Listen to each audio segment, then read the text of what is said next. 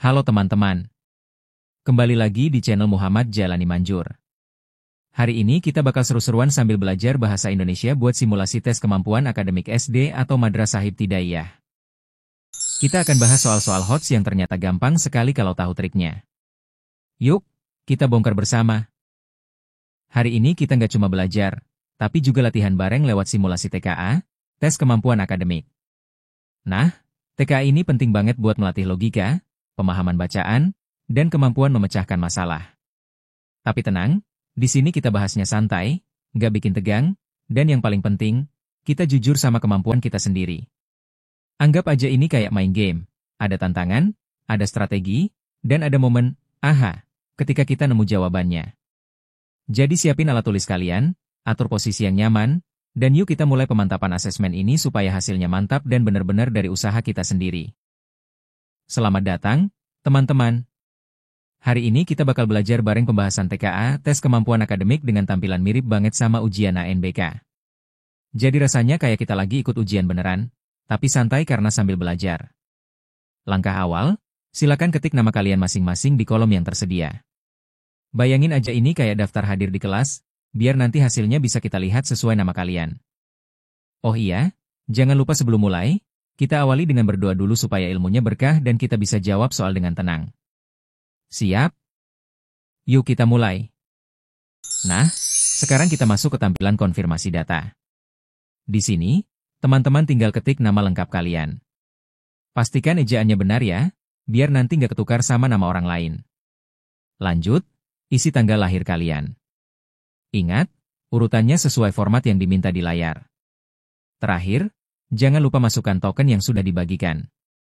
Token ini ibarat kunci untuk membuka soalnya, jadi tanpa token, kita nggak bisa mulai. Kalau semua sudah diisi, cek lagi sebentar. Kalau udah yakin benar, tinggal klik tombol konfirmasi. Dan, kita siap lanjut ke soalnya. Oke, semua data sudah beres? Nama sudah, tanggal lahir sudah, token juga sudah masuk. Mantap! Sekarang, yuk kita mulai. Teman-teman tinggal klik tombol, mulai, di layar, dan kita akan langsung masuk ke soal pertama. Ingat, kerjakan dengan tenang, baca soalnya pelan-pelan, dan nikmati proses belajarnya. Yuk, kita mulai petualangan TKA kita hari ini. Oke, kita mulai dari kisi-kisi soal nomor 1. Kompetensinya adalah pemahaman tekstual, dan subkompetensinya yaitu mengidentifikasi informasi tersurat dalam teks. Nah, indikator soalnya, siswa dapat menemukan tokoh yang memberikan usul atau ide dalam teks fabel berjudul Danau untuk Semua. Jadi, nanti tugas kita adalah membaca potongan teks fabel tersebut, lalu menentukan siapa tokoh yang memberikan usul atau ide di cerita itu. Ingat, yang kita cari adalah informasi tersurat, artinya jawabannya memang tertulis jelas di teks, bukan kita tebak-tebak sendiri. Oke teman-teman, sekarang kita baca dulu ceritanya. Judulnya, Danau untuk Semua. Di hutan ada sebuah danau tempat semua binatang minum. Suatu pagi, air danau menjadi kotor karena rino si badak berendam di dalamnya. Binatang-binatang lain jadi tidak bisa minum. Namun, mereka takut menegur rino karena badannya besar dan bercula. Mereka diam 1000 bahasa. Rino malah merasa bangga karena jadi pusat perhatian. Esoknya, rino masih berendam. Binatang-binatang makin kehausan. Aduh, bagaimana ini? Ujar Bani si kelinci. Hewan lain juga mulai gelisah. Binatang-binatang hutan pun berkumpul dan bermusyawarah. Hari si harimau mengusulkan agar meminta bantuan Ucil si kancil. Setuju. Semua binatang berteriak antusias. Ucil menemui Rino. Selamat siang. Maaf mengganggu Tuan. Ada kabar penting, kata Ucil dengan lembut. Rino segera bangun. Ia merasa tersanjung dengan ucapan Ucil. Kabar penting? Cepat bicara, kata Rino. Hamba kasihan kepada Tuan. Badan besar berendam di danau kecil. Tidak pantas, Tuan. Oh ya, ada makhluk yang menutup jalan air supaya tidak mengalir. Sayang, makhluk itu tidak kelihatan oleh mata kita, dia makhluk gaib, lanjut Ucil. Rino mengerutkan dahinya. Percayalah, Tuan, bujuk Ucil. Rino segera berjalan menuju pohon nangka. Ia pun mengawasi pohon itu selama setengah hari. Sementara itu, binatang yang lain bergantian datang untuk minum air danau. Rino selesai mengawasi pohon nangka. Ia kembali menuju danau. Sementara, binatang lainnya sudah meninggalkan danau. Mereka sudah tidak haus lagi. Setelah mendengar nasihat Ucil, Rino tersadar bahwa sikap sombongnya selama ini telah membuat banyak binatang merasa tidak nyaman. Ia mulai menyadari pentingnya saling menghargai dan peduli terhadap sesama. Sejak hari itu, Rino berusaha bersikap ramah, membantu teman-temannya, dan lebih perhatian pada binatang lain di hutan. Oke, kita masuk ke soal nomor 1. Pertanyaannya adalah, siapa yang memiliki usul untuk meminta bantuan hewan yang cerdik? Pilihannya ada 4. A. Bani, B. Ucil, C. Rino, D. Hari. Nah, dari cerita danau untuk semua yang tadi kita baca, siapa nih yang ngasih ide buat minta bantuan hewan cerdik? Kalau kamu ingat, Rino itu badai yang malah bikin air danau kotor, jadi jelas bukan dia. Bani dan Ucil juga nggak disebut ngasih usul. Yang benar adalah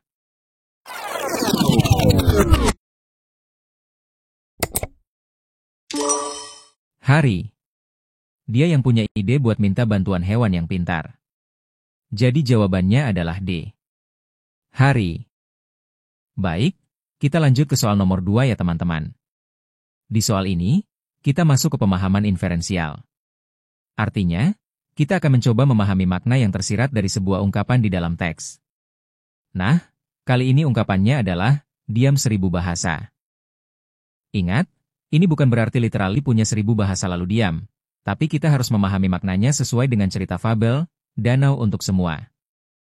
Jadi, baca konteks ceritanya, lalu pikirkan apa maksud ungkapan itu di situ. Siap? Yuk kita lihat pilihan jawabannya, dan tentukan mana yang paling tepat. Selanjutnya kita masuk ke soal nomor 2.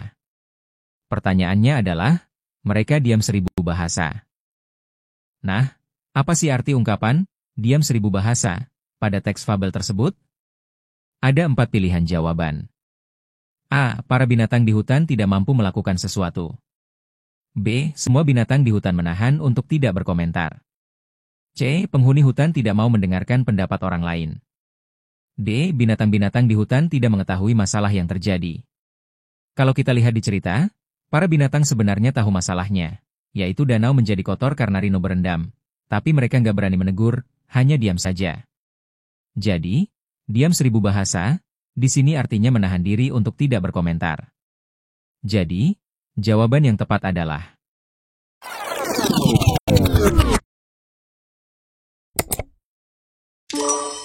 B. Semua binatang di hutan menahan untuk tidak berkomentar. Berikutnya kita masuk ke soal nomor 3. Kompetensinya adalah merefleksi dan mengevaluasi, dengan subkompetensi menilai kesesuaian suatu pernyataan dengan isi teks. Soal nomor 3. Soalnya berbunyi, tentukan, sesuai, atau tidak sesuai, untuk setiap pernyataan berikut yang merupakan contoh peristiwa yang dapat ditemukan dalam kehidupan sehari-hari berdasarkan kejadian yang dialami Ucil. Ada 3 pernyataan. A. Tita memberi ide cemerlang yang dapat dilakukan oleh teman-teman di kelas. B. Jani menghargai kepercayaan yang diberikan teman-teman sekelas kepada dirinya. C. Nina bertanggung jawab dalam menjalankan tugas yang dipercayakan kepadanya. Maka jawabannya adalah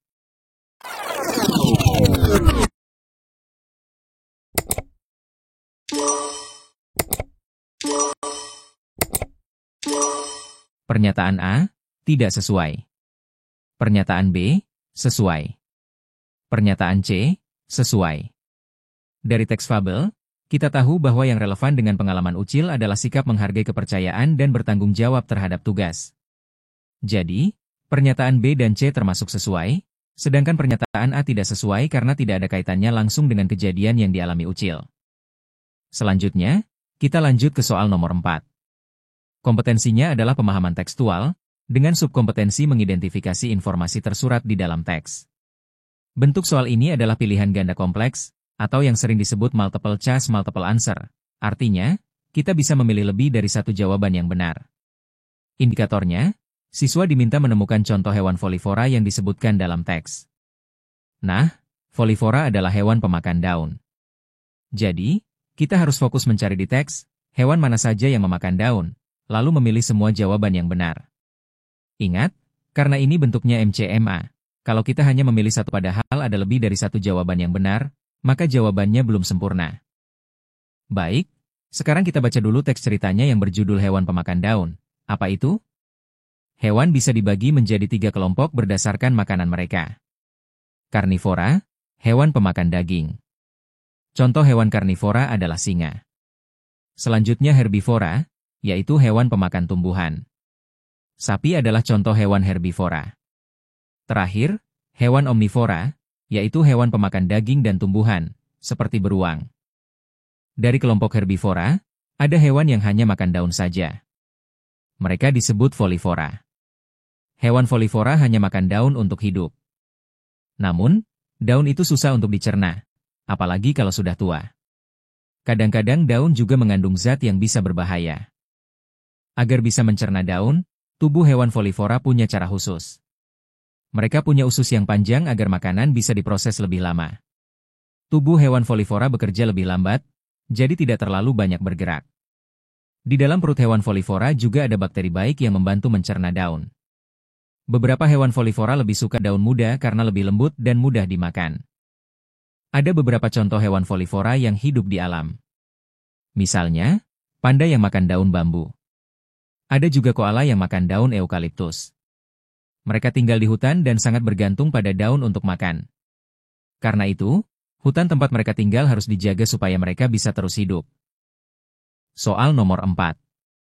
Pertanyaannya adalah, apa saja contoh hewan folivora berdasarkan informasi tersebut? Ingat, folivora adalah hewan yang hanya memakan daun sebagai sumber makanannya.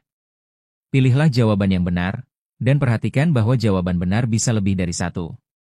Opsi jawabannya: A. Sapi, B. Koala, C. Panda. Jadi jawabannya adalah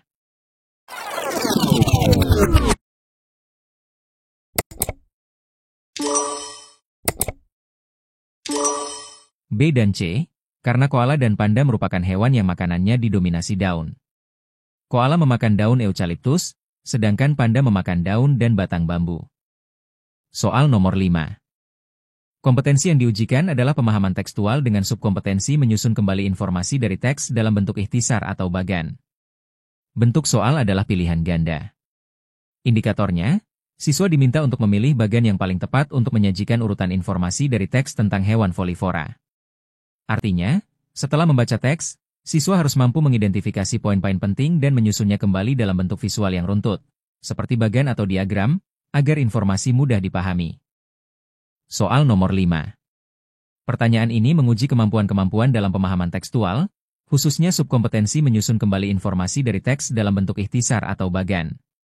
Kalian diminta memilih bagan yang paling tepat untuk menyajikan urutan informasi pada teks tentang hewan folivora. Opsi jawaban: A. 3 kelompok utama hewan folivora, kemudian pengertian hewan folivora, kemudian contoh hewan folivora, kemudian cara hewan folivora mencerna daun. B. 3 kelompok utama hewan folivora, kemudian contoh hewan folivora, kemudian pengertian hewan folivora, kemudian cara hewan folivora mencerna daun. C. 3 kelompok utama hewan, kemudian contoh hewan folivora, kemudian pengertian hewan folivora, kemudian cara hewan folivora mencerna daun. D. 3 kelompok utama hewan, kemudian pengertian hewan folivora, kemudian cara hewan folivora mencerna daun, kemudian contoh hewan folivora. Jawaban yang benar adalah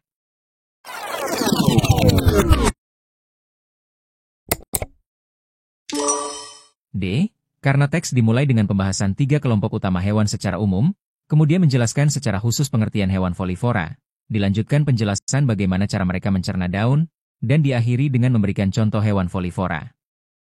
Soal nomor 6. Kompetensi yang diukur pada soal ini adalah pemahaman inferensial, dengan subkompetensi menyimpulkan ide pokok, gagasan pendukung, amanat, tokoh, peristiwa, dan atau nilai-nilai dalam teks. Bentuk soal adalah pilihan ganda, PG. Indikator soal, siswa dapat menyimpulkan gagasan utama dari paragraf ketiga dalam teks bacaan. Pada soal ini, siswa diminta untuk membaca paragraf ketiga dalam teks, lalu mengidentifikasi ide pokok yang menjadi inti pembahasan paragraf tersebut. Proses ini memerlukan kemampuan memahami isi bacaan secara menyeluruh dan menarik kesimpulan berdasarkan informasi tersirat yang ada. Soal nomor 6. Apa gagasan utama yang disampaikan pada paragraf ketiga teks tersebut? Pilihan jawabannya adalah A. Jenis daun yang cocok untuk hewan folivora. B. Pembagian hewan berdasarkan makanan mereka. C. Cara khusus tubuh hewan folivora mencerna daun. D. Peranan penting hutan bagi kehidupan hewan folivora. Jawabannya adalah